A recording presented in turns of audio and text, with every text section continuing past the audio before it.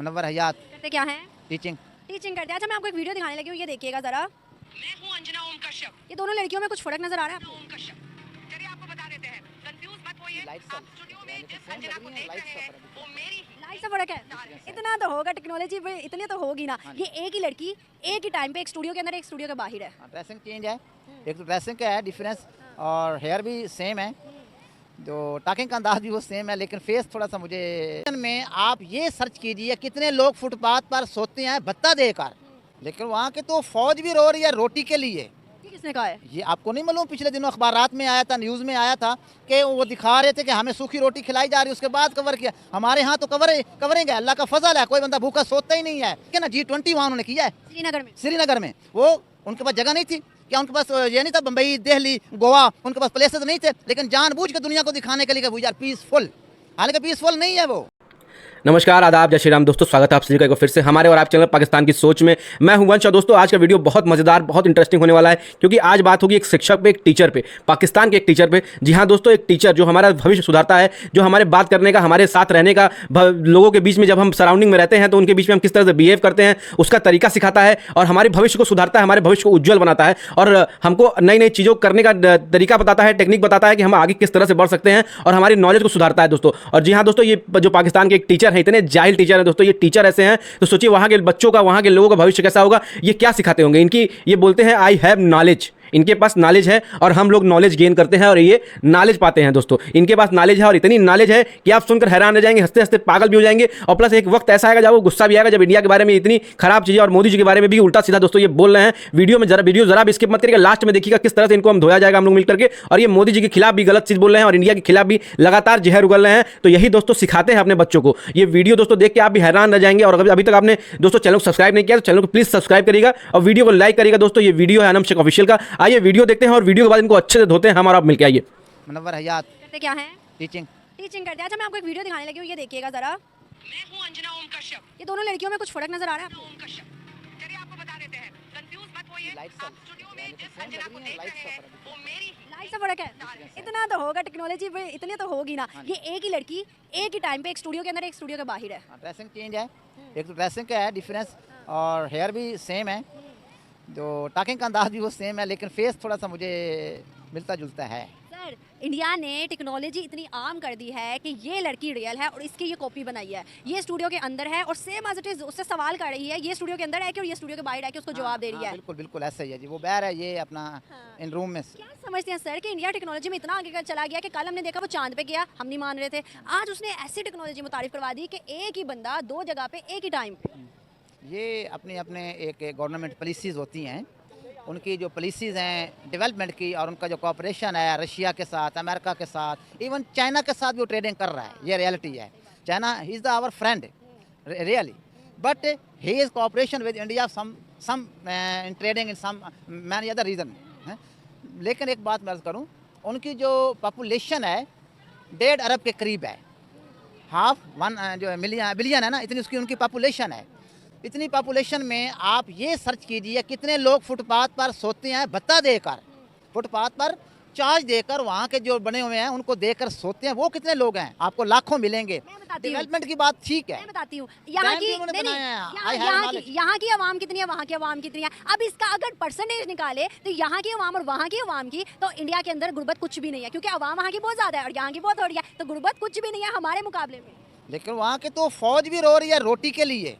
किसने कहा है? ये आपको नहीं मालूम? पिछले दिनों अखबारात में आया था, न्यूज़ में आया था कि वो दिखा रहे थे कि हमें सूखी रोटी खिलाई जा रही है, उसके बाद कवर किया। हमारे यहाँ तो कवरेंगे, अल्लाह का फजल है, कोई बंदा भूखा सोता ही नहीं है। हाँ, पॉलिटिशियन और सियासी जो है ना, हुकूमती लेवल पे लोग ऐसी पॉलिसीज जो है ना डेवलपमेंट वाली नहीं है, जो उन्हें अख्तियार किए हुए हैं, वो हम पे नेगेटिव इंप्रेशन किया हुआ है वर्ल्ड लेवल पे।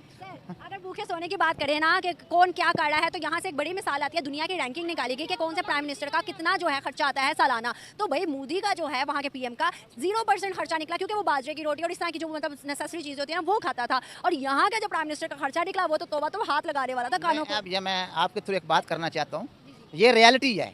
जो हमारी पॉलिटिशियन की जो कंडीशन है, या हमारी हुकूमती लेवल पे आवाम के साथ जो बिहेव किया गया है, जो पिछले चंद सालों से हो रहा है, 75 ईयर्स बीत गए हैं हमारे साथ जो हो रहा है, रोटी कपड़े का मकान का, कभी कभी कुछ, कभी किसी पॉइंट पे, कभी किसी पॉइंट पे, लेकिन हमें दिया नहीं जा रहा। कोई एक आध पॉइंट काम कर रहे, मोटरवे बना दिया, लेकिन आवाम को वो मुकम्मल तौर पर पसंद।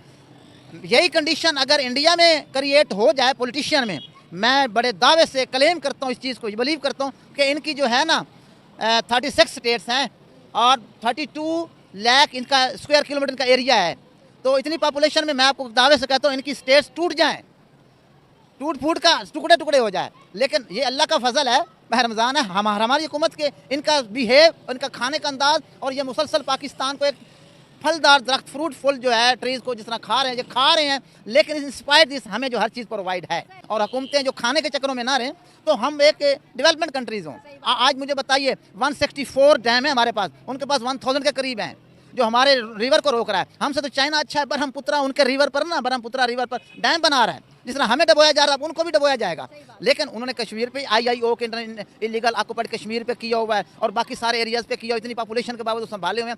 ये रियलिटी है कि वो अपनी डेवलपमेंट कायम किए हुए हैं और मुसलसल कर रहे हैं। रशिया के साथ उनका कॉपरेशन, ईरान के साथ उन्होंने कॉपरेट किया, देवर मुस्लिम, लेकिन उन्होंने कॉपरेट किया। उन्होंने कहा हमारे यहाँ सुई गैस का जो है ना, ये तो अमेरिका के कहने पर हमने नहीं आगे चल, वरना वो सुई गैस का पाइपलाइन जा चुका होता, इंडिया में जा चुका होता। हमारी पॉलिसीज जो हैं वो थक्कड़ है। ये लोग सिर्फ एक पॉलिसी पे चल रहे हैं।